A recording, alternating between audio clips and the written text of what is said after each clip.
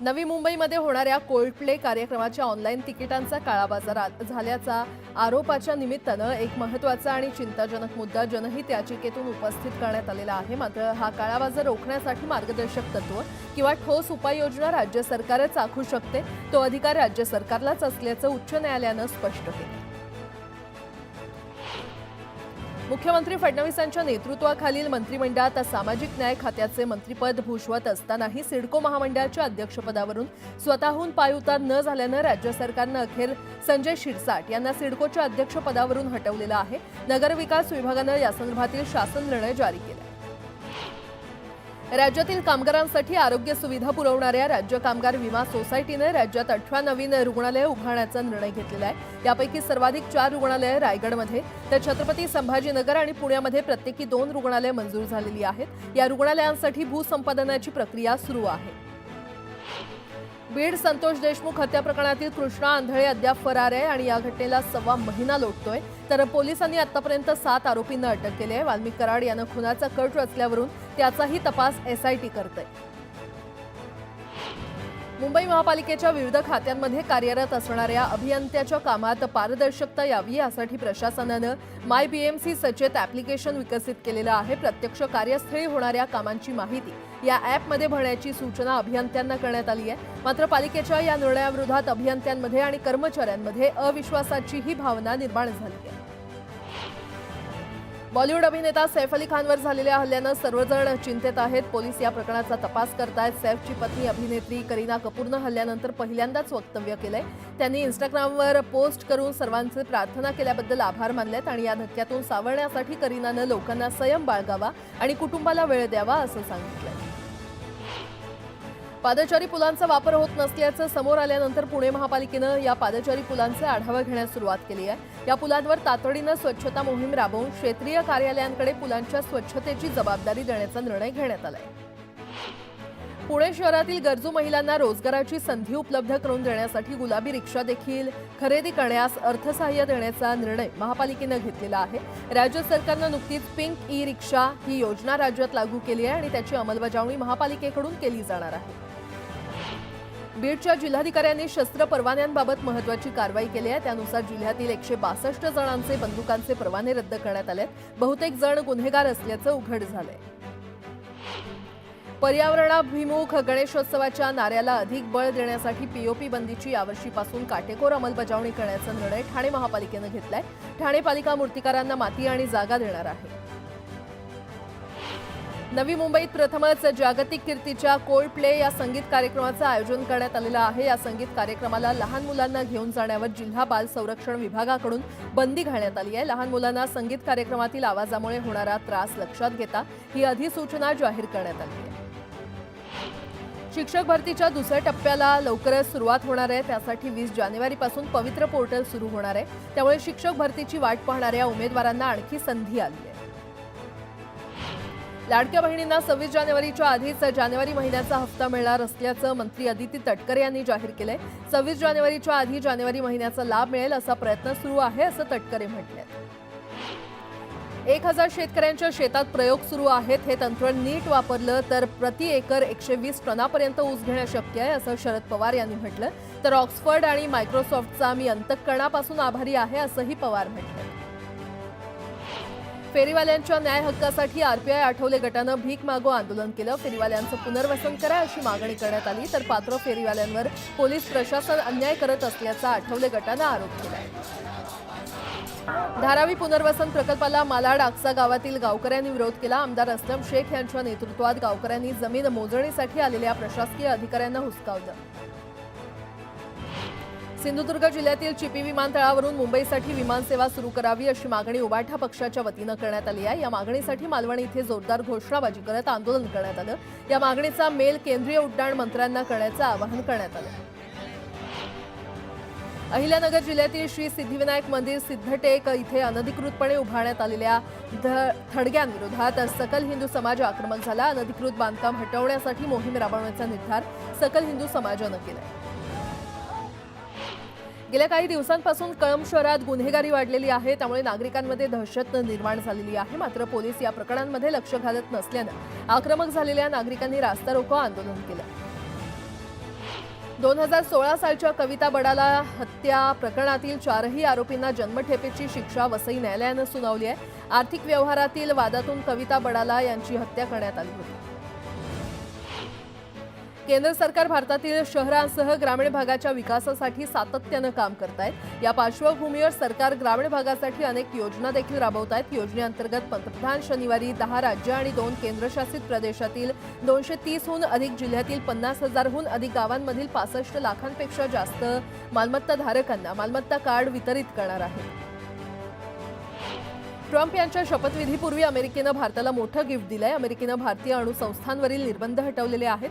अमेरिकेनं बुधवारी 3 भारतीय अणु प्रकल्पांवरील निर्बंध उठवले।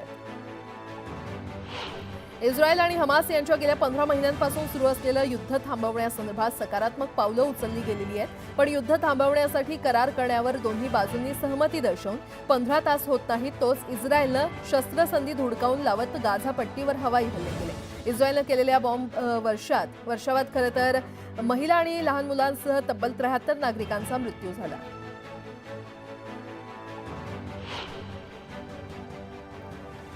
तर सकाळपासून घडलेल्या किंवा काल दिवसभरात घडलेल्या सगळ्या महत्त्वाच्या बातम्या आपण वेगवान स्वरूपात या बातमीपत्रामध्ये पाहिलेल्या आहेत। आजचा दिवस खरं तर महत्त्वाचा आहे कारण आज अनेक मोठ्या घडामोडी घडण्याची शक्यता आहे। तसंच अभिनेता सैफ अली खान याचा जबाब आज मुंबई क्राईम ब्रांचची टीम घेणार आहे। त्यामुळे सैफ अली खानच्या जबाबातून नेमकं काय समोर माहिती येते हे पाहणं महत्त्वाचं ठरणार आहे। त्याकडे आपलं लक्ष असणारच आहे। मात्र आता एक महत्त्वाची आठवण तुम्हा सर्व प्रेक्षकांना करून द्यायची आहे। या सर्व प्रकारच्या बातम्या सामाजिक, राजकीय, राज्यातल्या, देशातल्या किंवा आंतरराष्ट्रीय बातम्या आणि तुमच्या कामाच्या बातम्या देखील तुम्ही तुमच्या मोबाईल फोनवर पाहू शकता। त्यासाठी तुम्हाला काय करायचं आहे, तुम्हाला आमच्या सोशल मीडिया प्लॅटफॉर्मला भेट देणं गरजेचं आहे। मला फेसबुक, यूट्यूब, ट्विटर आणि इंस्टाग्रामवर फॉलो करा। तिथे वेळोवेळी प्रत्येक बातम्यांचे अपडेट हे तुमच्यापर्यंत पोहोचत राहतील।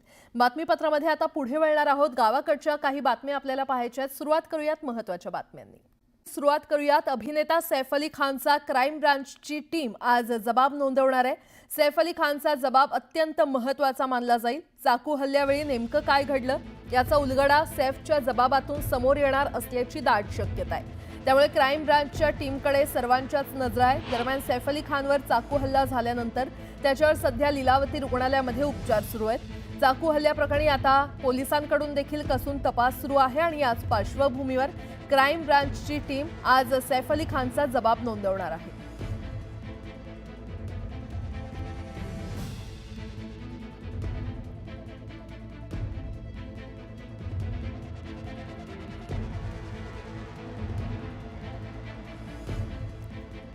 दरम्यान सैफ अली खानवर हल्ला करणारा अद्यापही फरार आहे। पोलिसांकडून या हल्लेखोराचा शोध घेण्यात येतोय। सीसीटीव्हीच्या आधारे या आरोपीचा शोध सुरू आहे। सैफ अली खान याच्यावर हल्ला करणारा अद्यापही फरार आहे आणि पोलिसांच्या विविध टीमकडून त्याचा शोध घेतला जातोय। मात्र अद्यापही या आरोपीला शोधण्यात पोलिसांना यश आलं नाहीये। दरम्यान सैफवर हल्ला करणारा आरोपी सीसीटीव्हीमध्ये कैद झालेला आहे। हल्ला केल्यानंतर हा हल्लेखोर इमारतीबाहेर जिन्यातून पळत होता आणि त्यावेळी तो सीसीटीव्हीमध्ये कैद झालाय आणि त्याचीच ही दृश्य आपण आपल्या टीव्ही स्क्रीनवर पाहतोय। हाच तो हल्लेखोर आहे ज्यानं सैफ अली खानवर हल्ला केलेला आहे। त्याच्या घरात घुसून सैफ अली खानवर हल्ला केला।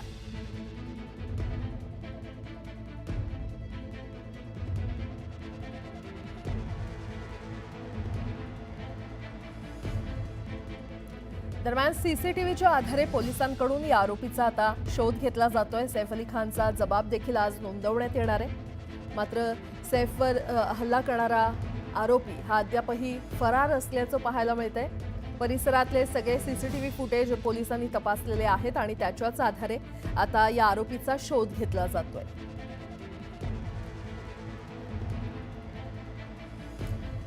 आपण पाहिलं सैफ अली खानवर काल मध्यरात्री चाकू हल्ला करण्यात आला आणि हाच तो घुसखोर होता ज्यानं सैफ अली खानवर हल्ला केला।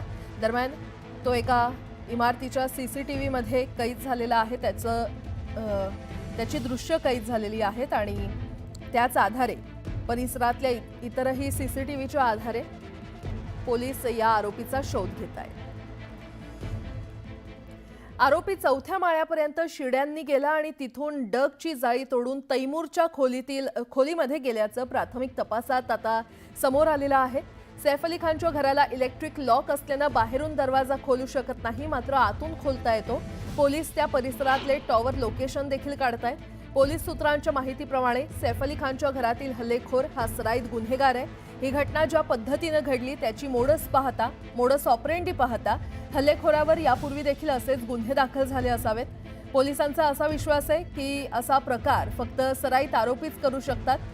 तर हल्ल्याच्या वेळी डम डेटाच्या आधारे आरोपीची ओळख पटली आणि पोलिसांना त्या भागात कोणते मोबाईल नेटवर्क सक्रिय होतं याची माहिती मिळाली आहे। त्यावरून पोलिसांनी आरोपीची ओळख पटवली असल्याची माहिती आहे।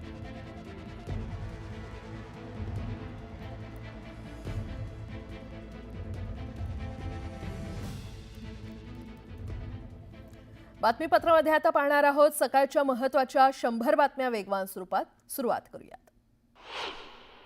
रिअल लाईफमधला हिरो सैफ रिअल लाईफमध्ये देखील हिरो बनला। सैफनं स्वतःच्या मुलाचे आणि घरातील 4 कर्मचाऱ्यांचे जीव वाचवले। सैफ अली खान थोडक्यात बचावला आणि त्यानं दरवाजा बंद केला नसता तर अनर्थ घडला असता, असा जबाब सैफच्या घरची केअरटेकर लीमा हिनं दिलाय। सैफ अली खानवर चाकूनं नव्हे तर ब्लेडनं हल्ला झाल्याची माहिती समोर आली आहे। याच ब्लेडचा तुकडा सैफ अली खानच्या पाठीत अडकला होता। अभिनेता सैफ अली खानवर हल्ला करणाऱ्या हल्लेखोराकडून 1 कोटीच्या खंडणीची मागणी करण्यात आली। खंडणीच्या उद्देशानंच सैफ अली खानवर हल्ला झाला।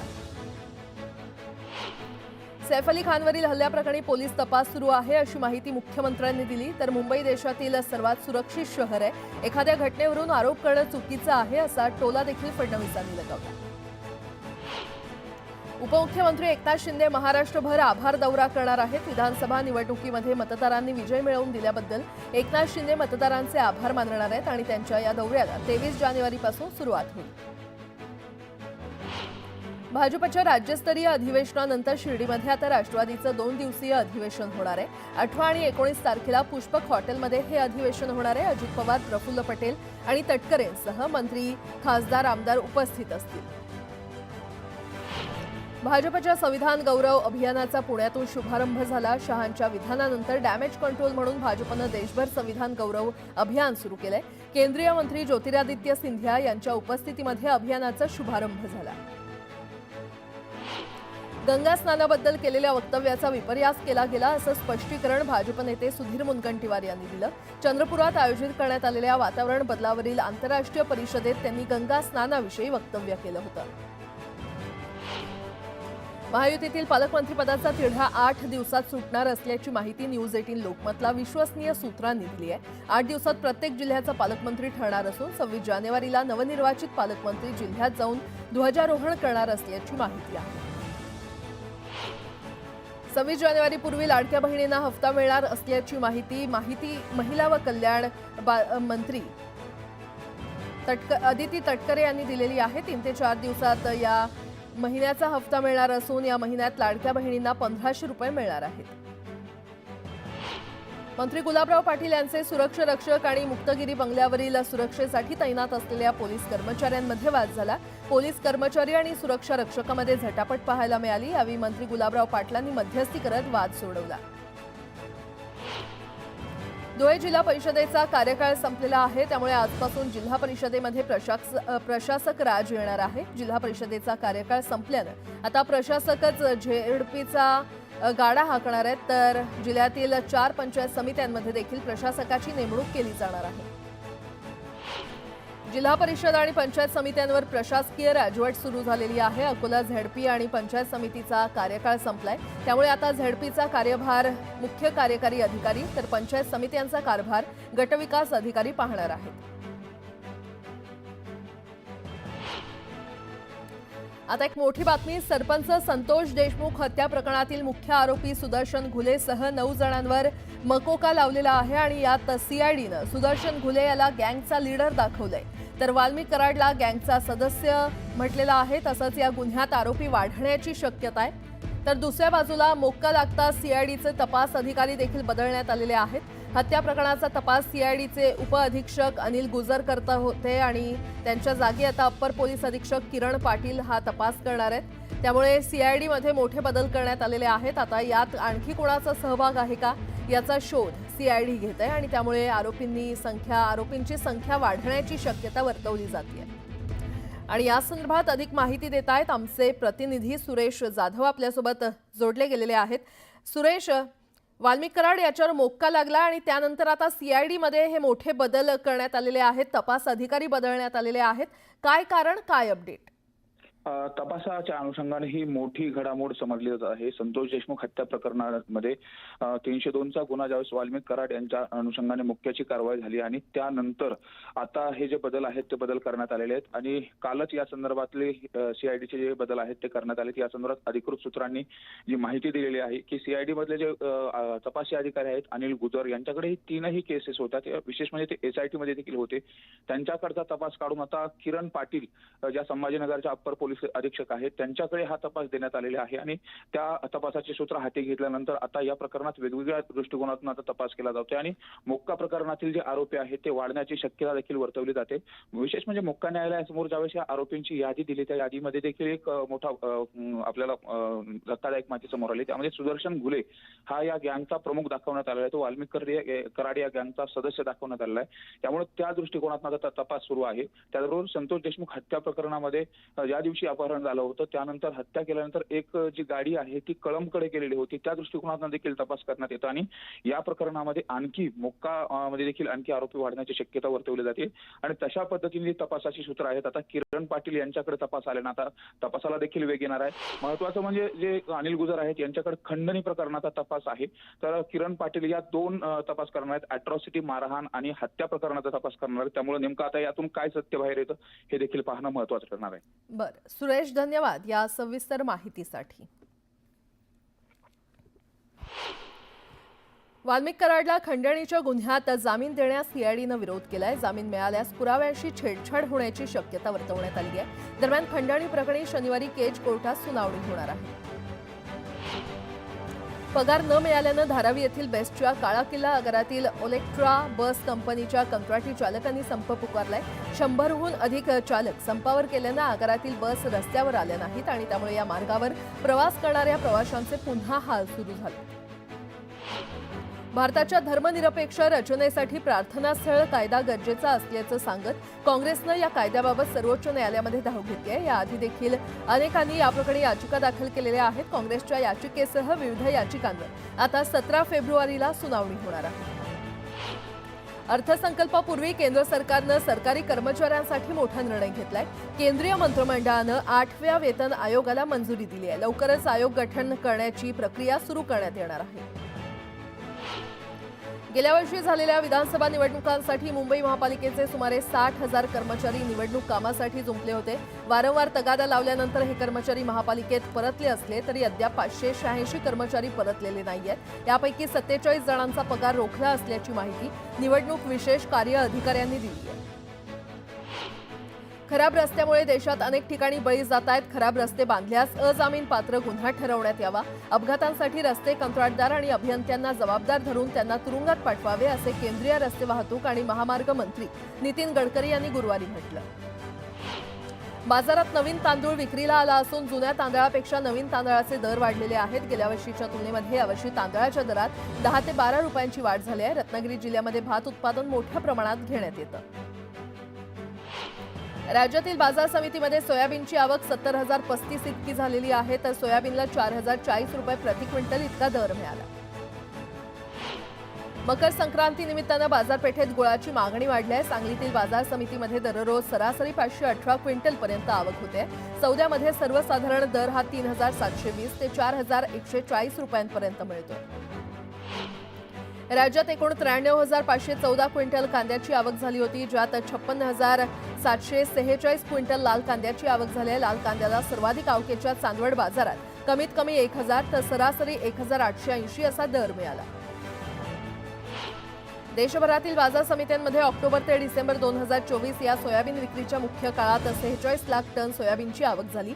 त्यापैकी डिसेंबर अखेर नाफेडच्या वतीनं देशभरातील विविध खरेदी केंद्रावर 8.12 लाख टन सोयाबीनची हमीभावानं खरेदी करण्यात आली आहे। पुण्यात ऊस गाळप हंगामानं आता जोर पकडलाय। बदलत्या हवामानामध्ये पुणे विभागात 114,92,00,000 टन ऊसाचं गाळप पूर्ण झालंय। 8.88% उतार्यानुसार 3,000 क्विंटल साखरेचं उत्पादन झालंय, तर राज्यात सर्वाधिक उतारा कोल्हापूर विभागात 10% एवढा। कल्याण कसारा रेल्वे मार्गावरील खडावली स्थानकाजवळ 70 वर्षीय वृद्धाला मारहाण करण्यात आली आहे। मारहाण करून वृद्धाकडील सोन्याची चेन आणि मोबाईल घेऊन चोरटे पसार झाले। पदव्युत्तर वैद्यकीय अभ्यासक्रमाचा पात्रता निकष 50 वरून 15% केल्यानंतर प्रवेशासाठी पात्र ठरणाऱ्या विद्यार्थ्यांसाठी ऑनलाईन नोंदणीचं तिसऱ्या फेरीसाठीचं सुधारित वेळापत्रक जाहीर करण्यात आलंय। त्यानुसार विद्यार्थ्यांना 23 जानेवारीपर्यंत नोंदणी, प्रवेश शुल्क आणि आवश्यक कागदपत्र संकेतस्थळापर्यंत भरता येणार आहेत। अनधिकृत बांधकामातील रहिवाशांना बांधकामावरील मालकी हक्क हा बेकायदा कागदपत्रांच्या आधारे मिळालेला आहे। त्यामुळे अशा रहिवाशांना कोणतंही संरक्षण देता येणार नाहीये, असं निरीक्षण उच्च न्यायालयानं नोंदवलं। तसंच भिवंडी जवळील काल्हेर स्थित एका गृहसंकुलातील 5 बेकायदा इमारतींना पाडकाम कारवाईपासून संरक्षण देण्यास न्यायालयानं नकार दिलाय। कोल्डप्लेच्या मुंबईमधील कॉन्सर्टची उत्सुकता सध्या शिगेला पोहोचली आहे। मुंबईत 18, 19 आणि 21 जानेवारीला नेरूळच्या DY पाटील स्टेडियमवर ही कॉन्सर्ट होणार आहे। ब्रिटिश बँड कोल्डप्ले सध्या music of the spheres world टूरमध्ये भारतात आलेले आहेत। बँडमधील क्रिस मार्टिन मुंबईमध्ये दाखल झालाय।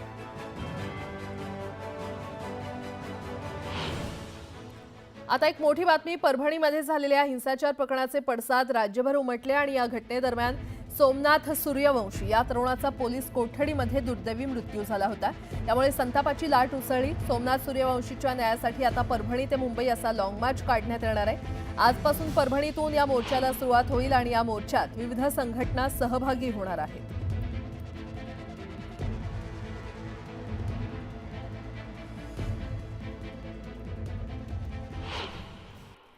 सिडबीकडून स्टार्टअपसाठी 200 कोटी रुपयांची तरतूद करण्यात आलेली आहे। तसंच राज्यात नाविन्यता शहरांची म्हणजेच स्मार्ट सिटी स्थापना करणार असल्याची घोषणा मुख्यमंत्री फडणवीसांनी केली आहे। मुंबईत तोट्यात असलेल्या एसटीला नफ्यात आणण्यासाठी महाराष्ट्र राज्य परिवहन महामंडळाकडे पडून असलेल्या तब्बल 1800 हेक्टरपैकी 1200 हेक्टर वापरण्यायोग्य जमीन भाडेतत्वावर बांधा, वापरा आणि हस्तांतरित करा या योजनेच्या माध्यमातून 5 वर्षात विकसित करणार असल्याची माहिती परिवहन विभागाच्या अधिकाऱ्यांनी दिली। यासोबतच इतरही काही महत्त्वाच्या बातम्या आपण पाहणार आहोत। तुर्तास एक छोटासा ब्रेक घेऊन लगेचच परत येतोय। पाहत रहा न्यूज 18।